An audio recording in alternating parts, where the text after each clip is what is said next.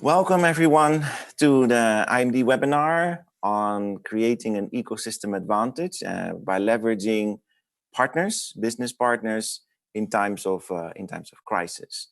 So my name is Mark Greeven. I'm a professor of innovation and strategy here at IMD Business School. First and foremost, I hope that everyone is in a safe place and that everybody is healthy, whether you're calling in from your home office or from maybe your company's office. Take care and stay safe is the first message. So what we're going to do this hour or the remaining 55 minutes. So I'm going to do three things. So I would like to discuss with you, and it's going to be an interaction, the why, the what, and the how of creating an ecosystem advantage by leveraging partners, especially during the times of crisis.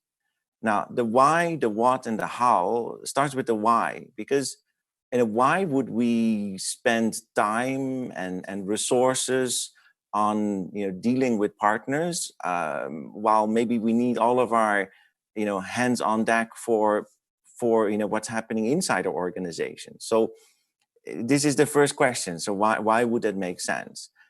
Secondly, the what. So what I did is I collected a range of practices. In fact, I collected 6 practices that companies are using to leverage partners in very interesting ways, I think, that enable these companies to create advantages that typically ecosystems have. And what are ecosystems? We're going to get there in the middle of the session. So the how is really is kind of like the homework I'd like to give you, something that you could do, let's say next Monday when you're back to the office, the virtual office or the home office. So basically a couple of things that I think you could actually pick up and implement by next week. So during this process, during this hour, I'm also going to invite you to share some of the initiatives and some of the ideas in the space of working with partners, business partners outside of your organization that you do. And we're also going to capture that. So I'm going to try a new, probably innovative way to capture those ideas. So let's figure out if that works well with so many people. Still people joining. I see people entering here. Welcome. We're at the IMD webinar on creating an ecosystem advantage by leveraging partners, especially in the times of crisis. Now, as I just already introduced, we're going to use the Q&A function today a lot. So basically, any questions that you have, I urge you to put those in the Q&A box, and then the Q&A box has a very interesting feature which is called upvoting. So which means that if you see a question that you also have or that you think is an important question, you can like it, and then the question will have more likes, and it becomes a more important question, and then I will deal with that. I will answer questions and besides some of the interactions 2 times. So one time is in the middle of our session, so roughly around after half an hour, and then also at the end of the session. So the purpose here is really to say, what is this ecosystem advantage? What are other companies doing right now? What are the different practices? And then what can you take away, something that you could implement, let us say, on next Monday? Now, if this is I think it should be all clear. Feel free to ask questions the whole time. There's a note that I can only look at it 2 times, one time in the middle and one time at the end. So what the topic of today, leveraging partners. And why I want to talk about that and why it's me talking about that is I spent actually the last plus decade or so working with companies that are organized as so-called business ecosystems, which means companies that are really good at leveraging external partnerships, investments, joint ventures, all kinds of things to build a better business. And I've been doing that. Actually, I started doing that from my time in China. So China as an emerging economy with lots of uncertainties and lots of challenges, and actually kind of a turbulent place, to be honest. And my interest started with understanding how do companies respond to that, and how do they start to move away from doing things themselves alone inside the company towards leveraging partners more, not only as like supply chain partners or mobilizing certain resources, but also actually to jointly, as an ecosystem, offer something that's just better than what any other company alone or business partner alone could deliver. So that brought me then to other places in the world and studying other ecosystems worldwide. And then now I figured out that actually, if we look at today's situation, obviously we are in very turbulent times, or disruptive times, if you like. And if I look at the things that that there is to do for organizations, it's a long list of things to do. It's a long list of things to do, and the list is actually also continuously changing. So if I just think about, I had many conversations with our clients and with executives all over the world these days, and I know a lot of it is about increasing employee safety, of course, guaranteeing safety, moving to remote work, using virtual tools, maybe cash flow problems, dealing with customer concerns, the supply chain, but also challenges of how do we find new engines to grow? How do we find new ways of doing what we've done before, because maybe our customers changed, maybe the conditions changed. So we see there's a lot of so there's a lot of work to do to go through this crisis, and hopefully it's not only to go through this crisis, but also to come out better afterwards, possibly.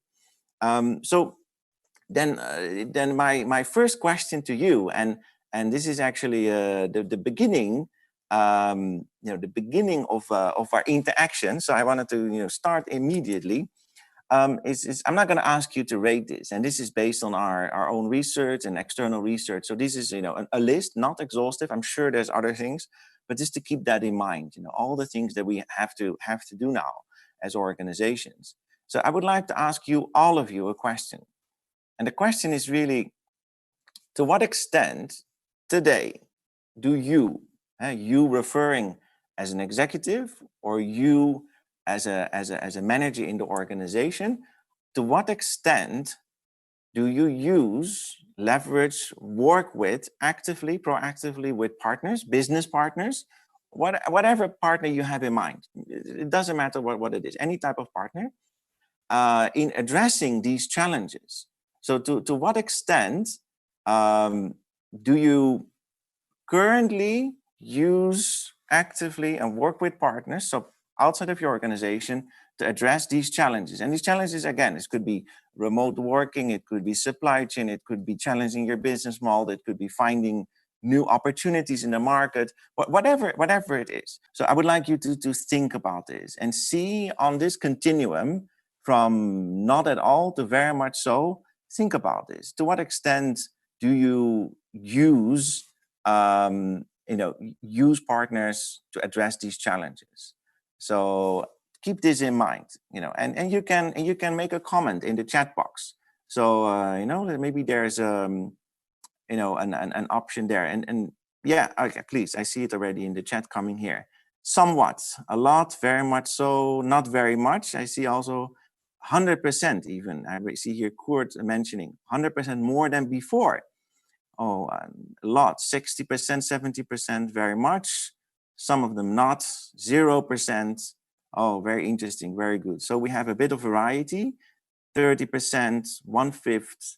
So if I look at this, I think it is roughly, it is spread all over, but moving towards the very much so. Yeah, and a very good point from Niraj. It depends on which partner is subject, but it can depend. Yeah, very much so. So I think we're at the right side of the continuum. And again, don't worry about this dysfunction. We only plan to use this one time, and we have for others, we have actually prepared a poll. So no worry about that. I get all the insights here, 80%, 50%. So I think we're all over. I think some of you not at all, some of you towards the right side over 50%. And it depends a bit on, is it identifying the challenge in the problem or solving the problem, and what types of partner is using what types of things. Not much, 20%. Okay. Thank you very much, and thank you also for your patience. And that's always, we're trying out new things. It may change. So excellent. In fact, the typical picture. So I've asked this a couple of times before, as you can imagine, with our clients as well. And it's a kind of all over the place, from not at all to very much, but the majority is somewhere around, well, more than we would normally do. Than we would normally do. So quite a bit. And I think actually, if you think about that, that is very important, because if you look at these challenges, what I want to do in this session, and also this is going to be really practical, is like, of course, you do a lot of things yourself. So for instance, you will use a lot of your own resources, figure out what is possible. Of course, when it comes to employee safety or remote work or leadership or any of these concerns, and you can do a lot. And this is obviously the first response, to do things as much as you can yourself. You can do all of this. You can challenge your business model, but you can change the way you look at customers, etc.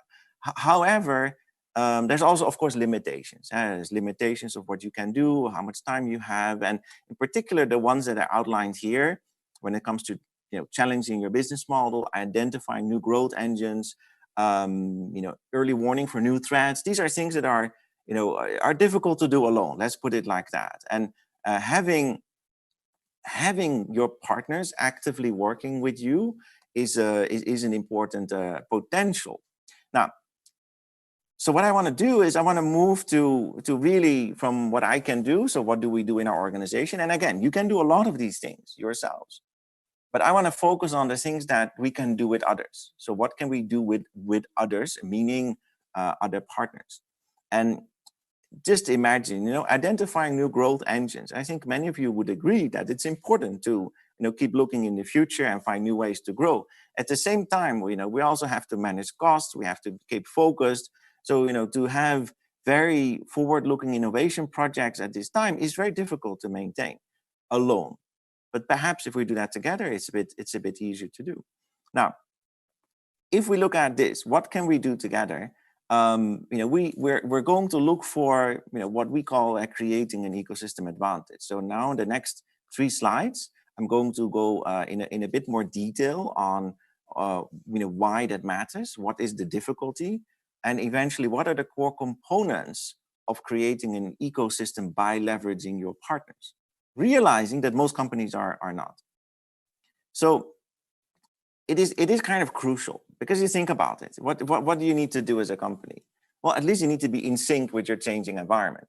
So if everything keeps moving around you, you need to somehow mimic what is moving around you, the conditions. It could be from the customer, it could be, of course, regulation, it could be very specific for your industry, certain regulations. The environment is changing, and keeping up to date through your partners is very, very important, because the wider your net is, the more tentacles you have, the more you are going to run in sync with your changing environment. Of course, companies together, and there's a lot of research on this, the more companies stick together and the more they work together in networks of partnerships, they're more resilient. They have a collective voice towards other competitors and companies, governments, and etc., and tend to actually move faster in times of turbulence. So from lots of research around the world and other crises before this crisis, and also in emerging and developing economies, we find that companies that work together tend to have a higher chance to not only survive, but also to thrive. So thirdly, building an ecosystem of partners is exactly going to tackle a key dilemma. How do we find new growth engines? Super risky, lots of uncertainty, while keep focused and manage cost very, very tightly.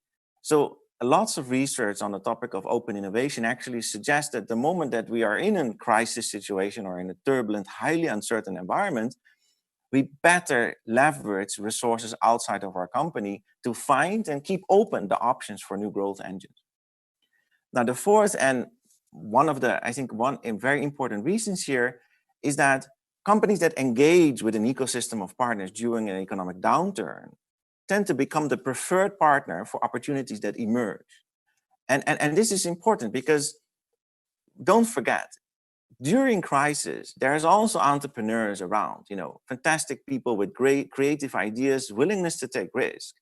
And if you don't see as an organization those new opportunities, those new growth engines, I can guarantee you that entrepreneurs are going to be on the lookout for those opportunities. And I just did a bit of review of research, and just remember that a lot of the companies that are really big today and very successful today were founded, were established during times of crisis. And in fact, from my interaction and work with scale-ups, so fast-moving companies, we see actually they're really active now and they see opportunities in this crisis and they're moving very, very rapidly. So building an ecosystem of partners in turbulent times is really crucial because it allows you to be in sync with the environment, creates more resilience as a group of companies.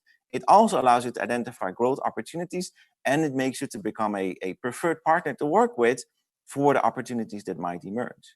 Well, the thing is, it's not very easy. So one of the problems of building and working with partners in crisis time is that there's a couple of challenges, and I'm going to share you these couple of challenges. So the first one, and this is, I think, is fascinating piece of research in Harvard Business Review, you can have a look, is that actually that we're less likely to collaborate in bad economic times. This research is on the psychology level, so individual level, basically suggesting that if the ship is going down, we're less likely to work in the interest of the ship. So in the analogy for working with external partners, it seems to be more and more difficult to work together in bad economic times. Now, I think that's not good, but it is a reality, and it is part, at least to this research, of the human psychology. So this is one one challenge. Second challenge is, and I've seen this with companies that I've been working with in this crisis, but also in a previous financial crisis, is sometimes the response is to freeze. And the freeze mode is really describing that, what about we just wait it out? We just sit still, we keep whatever we can keep, we wait it out, and then after the crisis, if there's such a thing, then we can go back to business. So let's not move. So we're not going to deal with external partners and creating more uncertainties and dealing with more risk. But we're going to keep as it is. And this is a very kind of a normal response as well for many companies. So then, very practical problem, and this is for most companies. So unless you're Amazon or Microsoft or Alibaba or Tencent, it is in fact not easy to leverage the advantages, let's say competences, resources, and technologies from partners really quickly, because that's not in the nature often of a lot of businesses, especially in established business and business that do this for a long time. So leveraging advantages quickly is tricky, it's not easy. And part of that reason why that is difficult is because, well, think about it in terms of switching costs. So we have operations, we have processes, we have ways to do things in our organization. And if we are going to, tap into external partners to do things together, so for instance, developing a new product or launching a product together is going to not only require to use and leverage those resources, but it's also going to literally ask us as the company to change internal operations, which might have very high switching costs, depending on the industry you're in. Obviously, if you're in the service industry, if you're in the digital industries, it's much lower switching cost. But if you're in heavy asset businesses, manufacturing, then this is a serious concern. So it's not easy. So although there, I think, are clear advantages, I think there's also clear challenges. Now, and then there's a group of companies that do really well during the crisis. And those are companies that are already organized as what we call ecosystems. And again, I'm going to tell you exactly what are the key features of an ecosystem. Those are three. So I'm going to tell you those three key features. The reality is today, most companies are not organized like a business ecosystem. Who are? Well, I'm sure you're familiar. The GAFAs of the world, Google, Amazon, Apple, Facebook, or Alibaba, Microsoft, Ping An, insurance, world's second largest insurance company from China. And actually, if you look at them, they're doing well.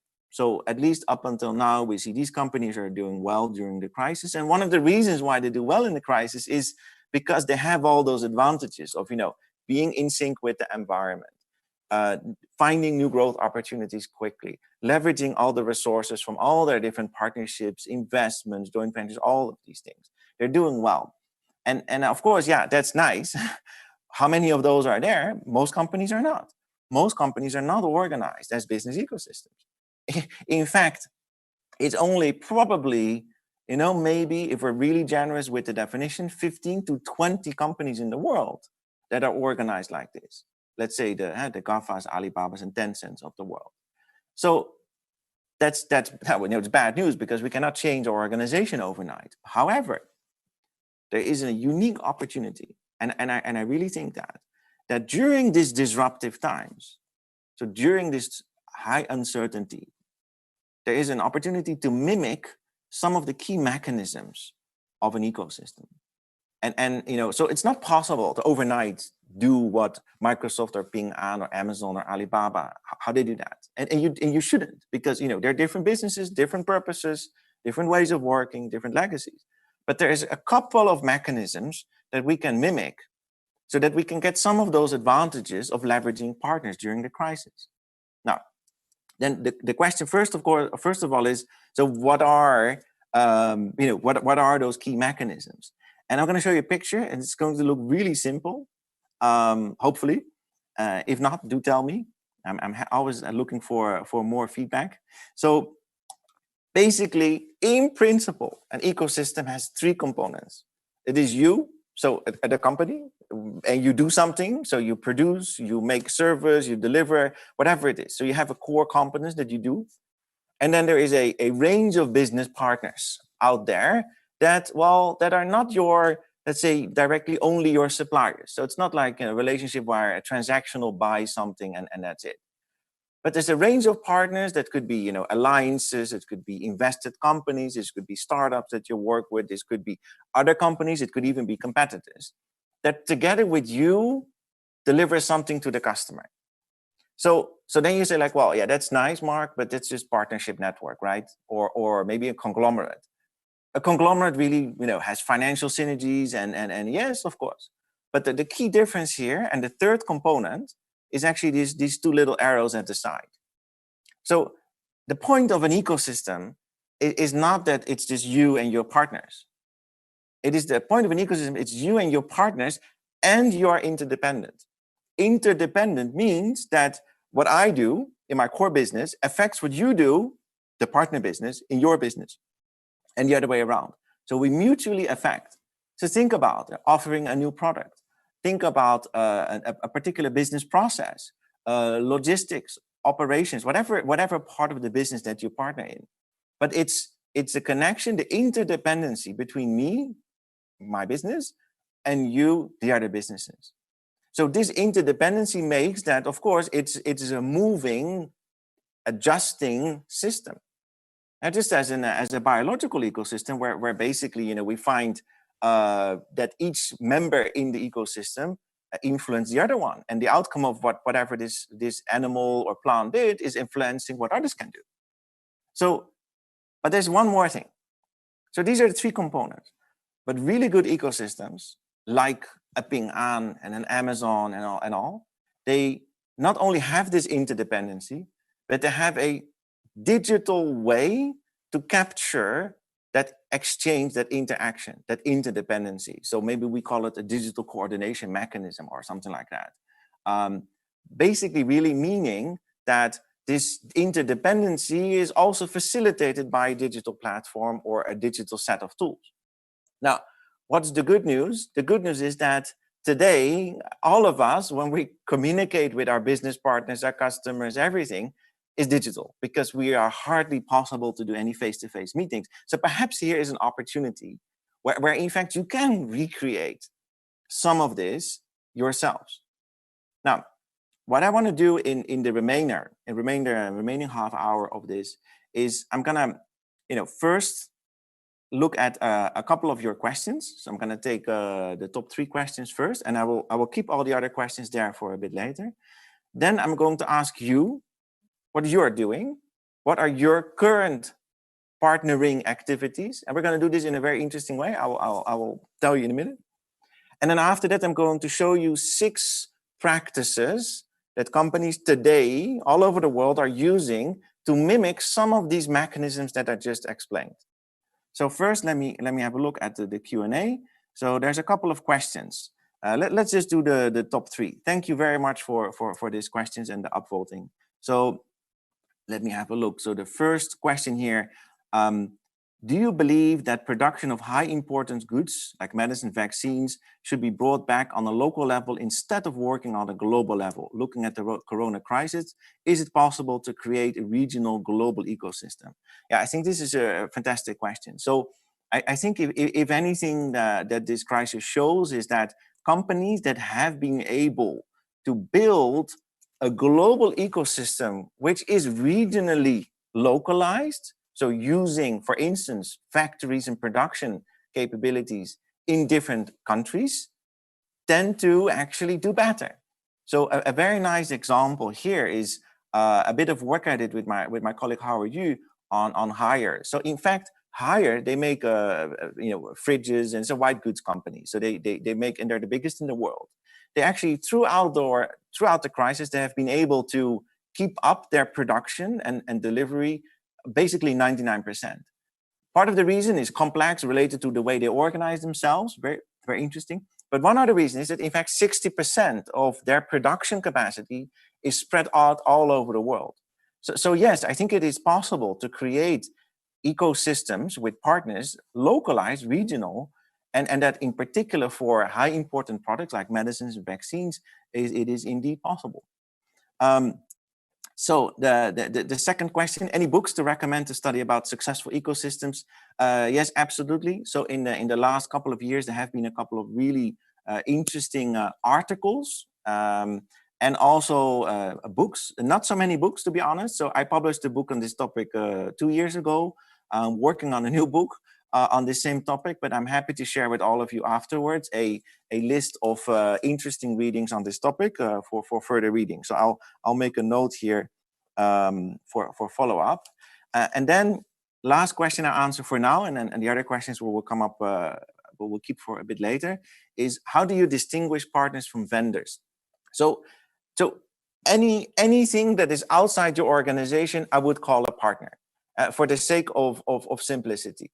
And the key difference is that the business partners that are part of an ecosystem are those partners that help you not only just to make a product, like selling you a component or a piece of the product, but also is really working with you, which actually changes, for instance, what you offer, the way you offers you a different channel. So agents, suppliers, vendors, they all could be part of the ecosystem, but many of them are typically just helping me to do my core business, and that's it.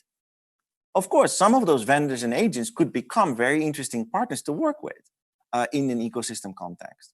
So again, I think there's I'll give a couple of examples later, but the purpose of the business ecosystem is really that what the ecosystem as such, so you and your business partners, what you offer to the customer is better, is quicker, more responsive, and more relevant than what you could deliver alone. So the sum of the parts is really much more than just the individual parts.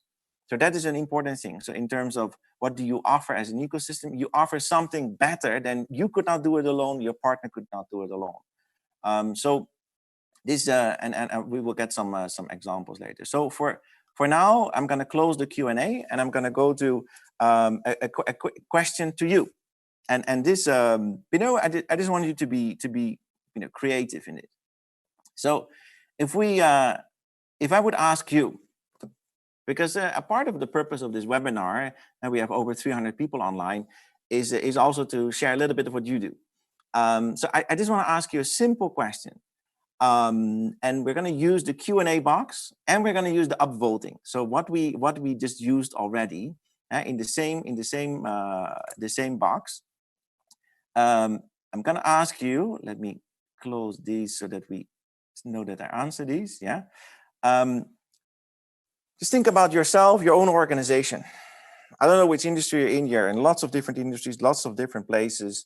And I would like you to just write one sentence in the Q&A box where you say, I'm in the pharmaceutical industry. We're currently working with a whatever partner. This could be a startup. This could be a vendor. This could be whatever you want to achieve the following: to achieve building a new offering, or to achieve lowering the cost, or to achieve enabling virtual work, whatever it is.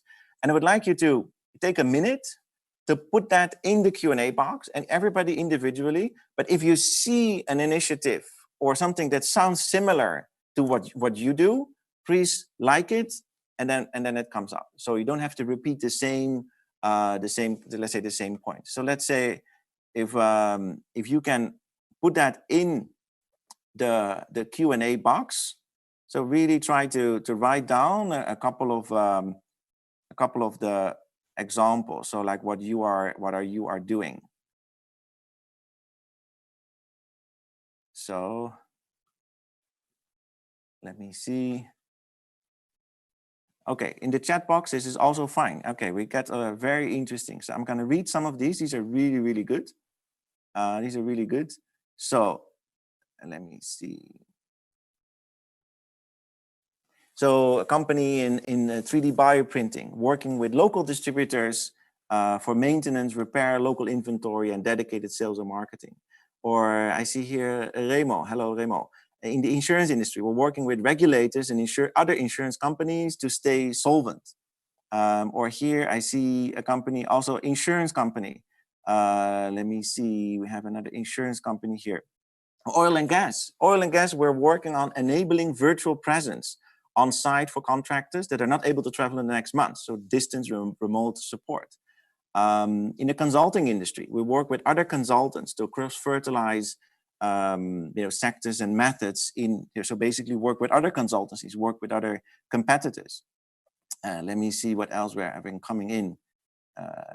We are, if I look at the Q&A, working with leading 46 partners to develop a COVID, wait a minute, we're gonna move this, I can see, COVID solution. Wait a minute, I'm looking a little bit at both.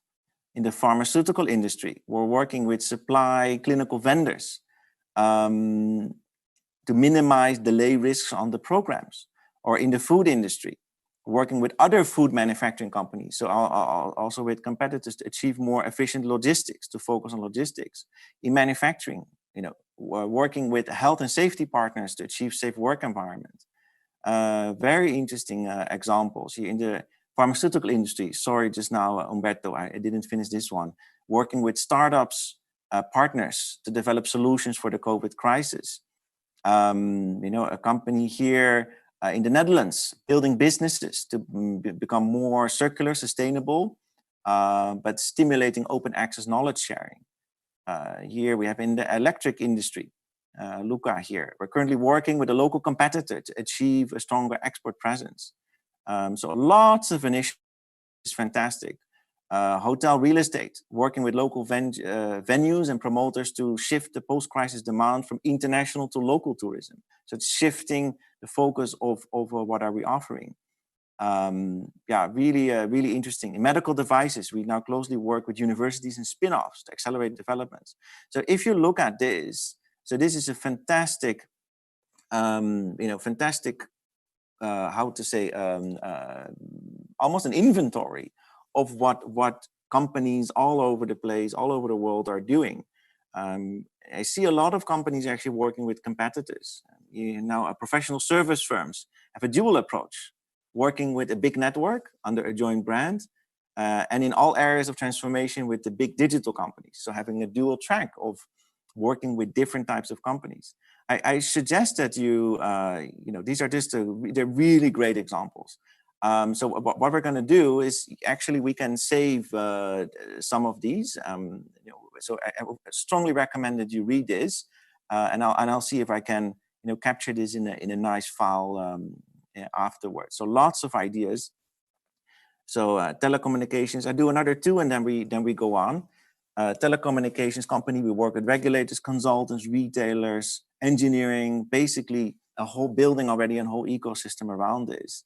Fantastic initiatives. We have here another, let's take the last one. In the TIC industry in the Netherlands, working with a startup in Hamburg for digitalization for maritime clients. So if you look at these, and you can go through the chat, and the chat you can keep the chat. Huh? So later you can have a look at the chat. It can be saved.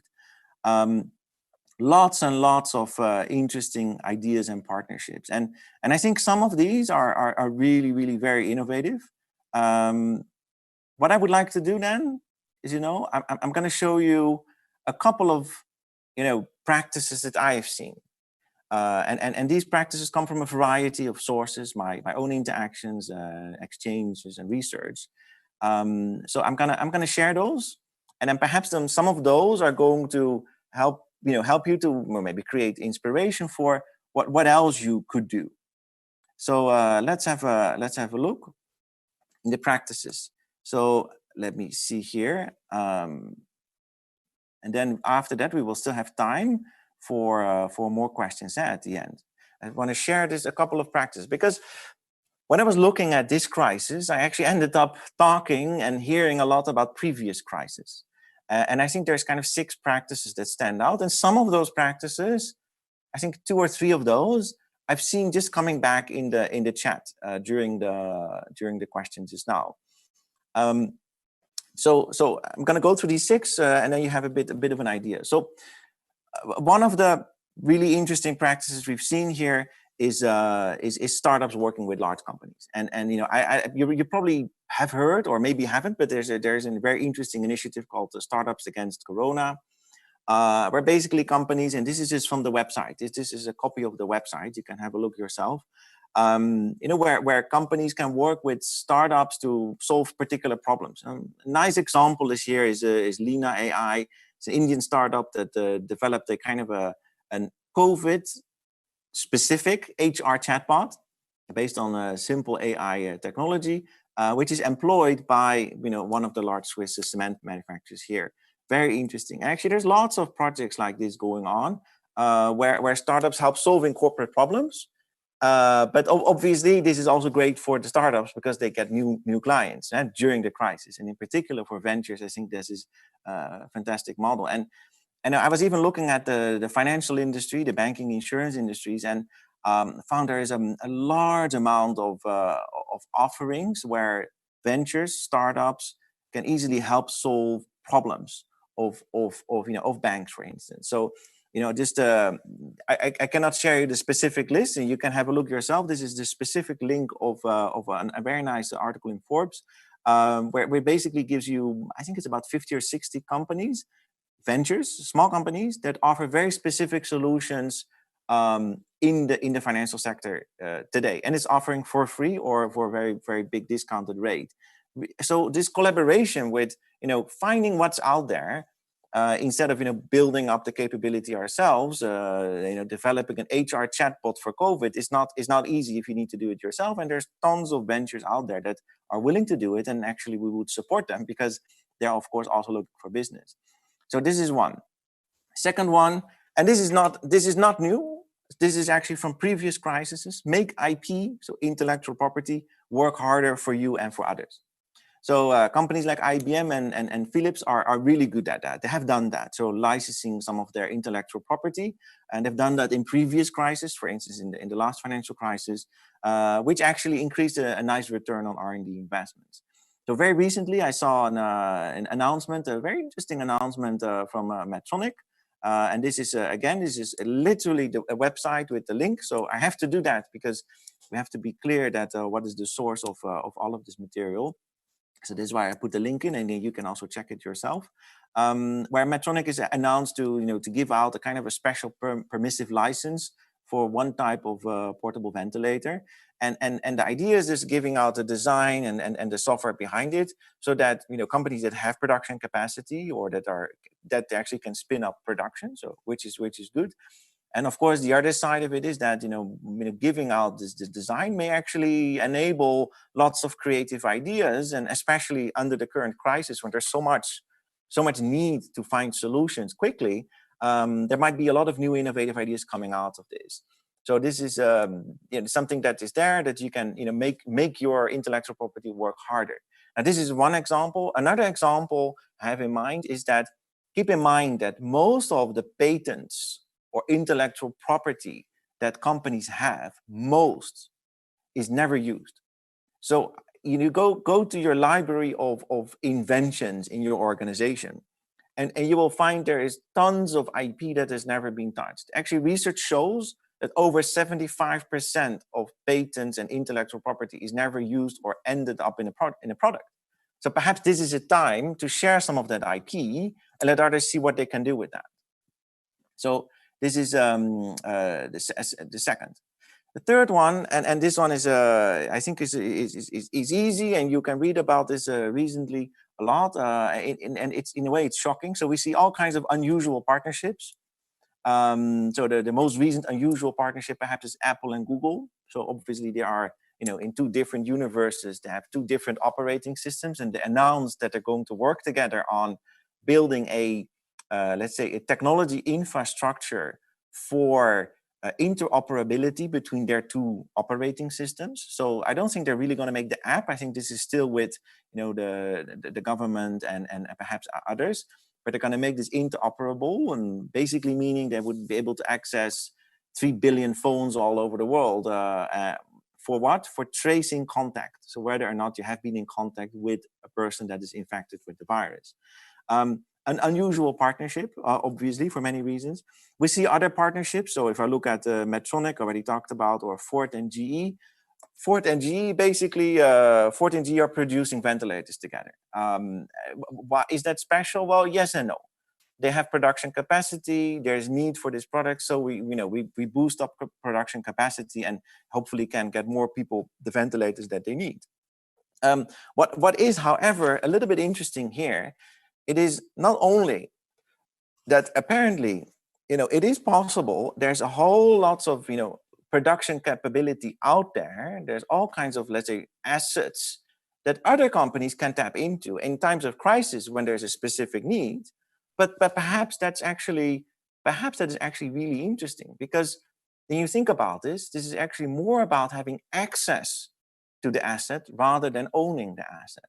So perhaps some of these unusual partnerships are going in the direction where later perhaps having access to a resource, an asset, is more important than owning it. So I think this is what we see with some of these examples. Now, I will spare you the story about ByteDance and Guangxi Media. I invite you to read an article on this. It's basically two unusual partners that figure out that they find a new way to launch a movie on a short video platform called TikTok, and completely changed their industry, the movie industry in China, overnight. And it only took 24 hours for these two unusual partners to work together. So you can read more about it. I will happy to share this. So this is the next one. Then, I looked around, and again, in the former crises and today's crisis. So some of these platforms, and again, I mean, these are just examples. There's many more out there, but the two that I thought were really interesting, Innocentive and Cosmoplot. So these are actually platforms that connect relevant manufacturers or providers with ideas. So if you take the example of Cosmoplot from this Chinese company Haier, founded a couple of years ago. Basically, it is a network. It is kind of a platform. It's owned by Haier, but it lives its own life where all kinds of suppliers, manufacturers can come on. So in this case, there was an idea to build a smart temperature measure and disinfection chamber. And this idea from conception to actually start producing it took only 3 days, because there were a couple of partners, which you can see on these pictures, small including partners from Germany, that's started this initiative. Very interesting. Innocentive, different type, more like a marketplace for solutions, former Eli Lilly initiative. Very interesting. And there's tons of ways to leverage this. So already companies obviously found the Cosmoplat platform, for instance, to build this particular product, which is set for the overseas markets, so not the Chinese market. So there's a lot of it out there which you can actually tap into. So you tap into a partnership. Well, actually, it's a network or a platform. So then the fifth one, this is a kind of a seems a very logical one to me, but very few people mentioned this to me earlier in my research, is, well, some of those ecosystems are doing really well and they're expanding rapidly, like Amazon or an Alibaba. So why not connect to them? And if you look at Amazon or Alibaba, in fact, they're doing kind of the same thing now these days. They're absorbing hundreds of thousands of employees from like hotels and restaurants and service industries, temporarily let them work with them because they have a boost in need. So they need a lot of people for delivery, for supermarkets, for online, whatever. But also promise that they can go back to their past employer, when the time is right. So perhaps for some of the hotels and restaurants, and I work with some of them in Asia, this is just kind of a temporary solution to stop the bleeding. And obviously, what happens after that, that's the next step. But it is something that sometimes we don't think about. So they're in need. They need more people. They need more talent. Perhaps in this way, by working together, this is a solution. But there's one but, a critical note. So does this mean also that during this crisis time, where these ecosystems, like the Amazons and Alibabas of the world, which were already really big, are going to get bigger and bigger and bigger and going into, well, basically every aspect of, for instance, the retail consumer's life?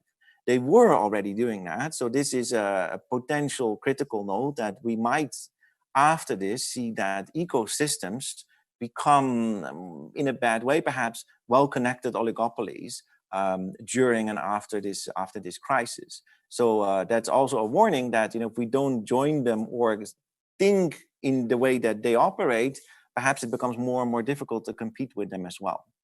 Now, the last one is I think is an interesting one. Is one that I saw already a couple of years ago. So this was actually during the Ebola crisis in 2013, 2014. So there was one company, ArcelorMittal, that initiated and was part of the initiative to create the Ebola Private Sector Mobilization Group, which is basically a group of, I think it was 48 different private companies that sort of came together and said, we're gonna do some support, like relief support and funding and everything, but also building infrastructure, sharing knowledge, and try to kind of bolster the West African economies. So this is really interesting. That's massive collective action coordinated by private company. And very recently we saw this also happening in China. So there was a company called Kuaishou. It is actually a failing company. They lost completely to TikTok. So one of the other, perhaps if you have kids, you know this company, short video entertainment. They were basically losing out, and they suddenly had the idea, like, we use our platform for online education, and they, within no time, they got 40 leading institutions, including China's best university, Tsinghua University, to collaborate and offer online education throughout. So with 40 other private and then a couple of public institutions.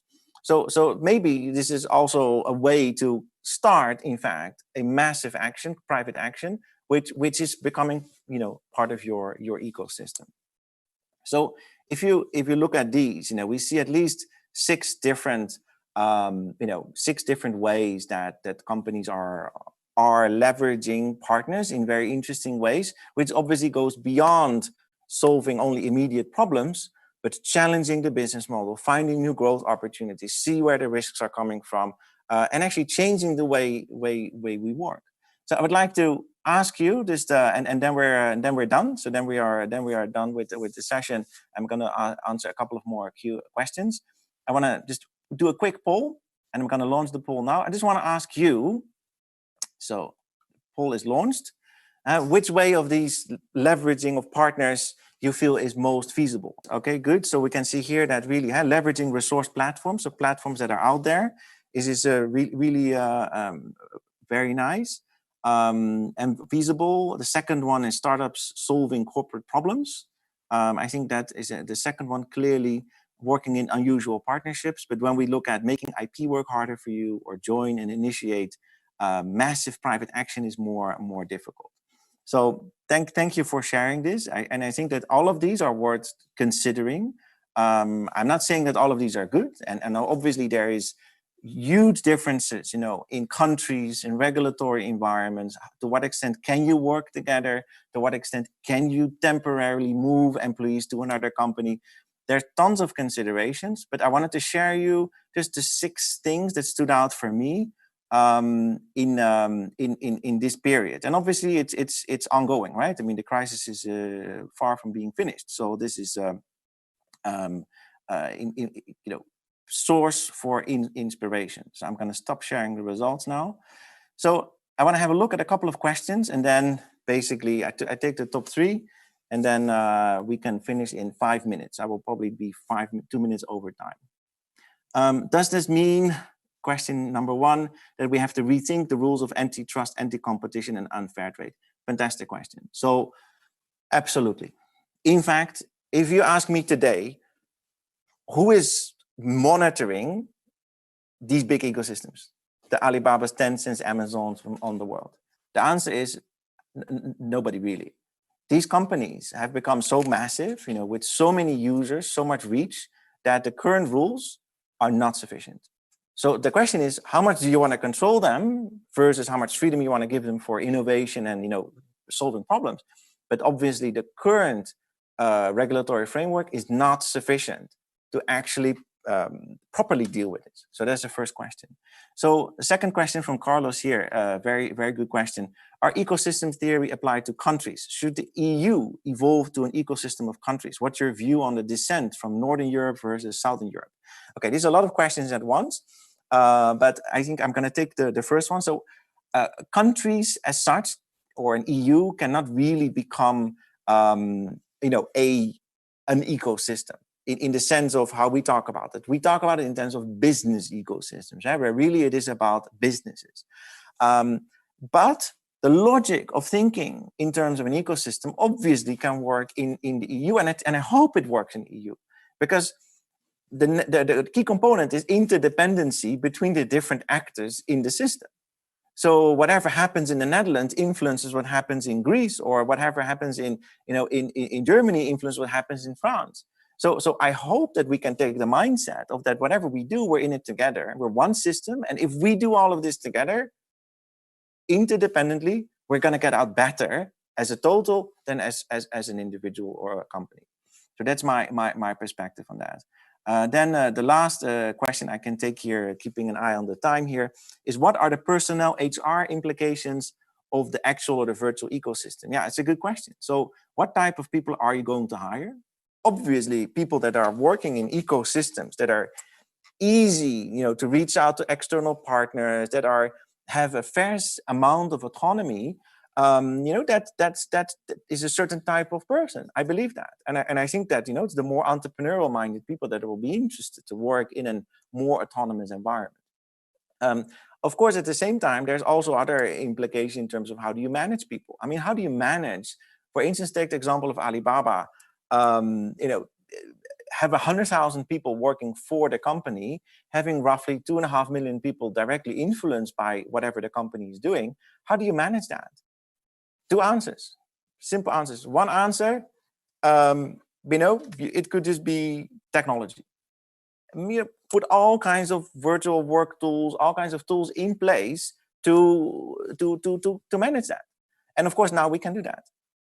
The second answer is perhaps it's not about technology. Maybe it's not at all about technology. Maybe it is about building up values and having very specific purpose of the organization, and have, for instance, the HR professionals really trying to get around the whole organization a set of values that becomes kind of rules of thumb. kind of a heuristic of how we operate rather than very specific rules. So I think there's very interesting questions there. So we're now 1 minute over time. I know people have to leave, and I very much appreciate everybody staying so far, and also very much appreciate the input.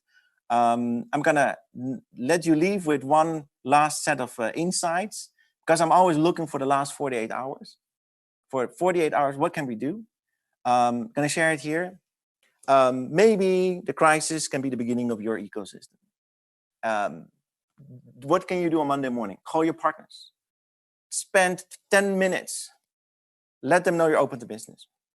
Secondly, leverage digital work tools. We have digital work tools now all over the place. So build this digital workflow that we're having inside, also with your business partners outside. Third one, think about this. I know that in the poll it came out as, managing or using IP is difficult, but try to build an easy access technology shelf where we can really show like resources that might be useful for others that are not core to our business, and let others, partners, use them. Fourth, move out non-core innovation projects, but don't stop them.